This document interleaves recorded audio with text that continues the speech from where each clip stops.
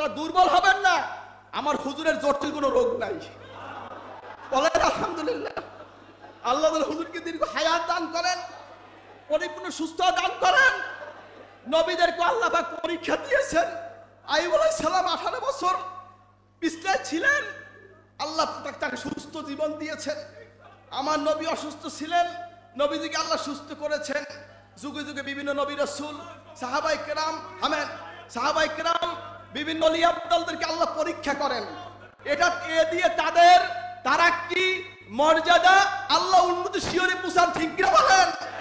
আপনারা দোয়া করবেন আল্লাহ হুজুরকে পরিপূর্ণ সুস্থতা দান করেন, দীর্ঘ হায়াত দান করেন, আরো বহু বছর ধরে এই দরবারের ক্ষেত্রে আমজাদ হুজুর দিতে পারেন, আমাদেরকে দোয়া করতে পারেন, আল্লাহ পাক সেই তৌফিক দান করে। বল আল্লাহুম্মা আমিন।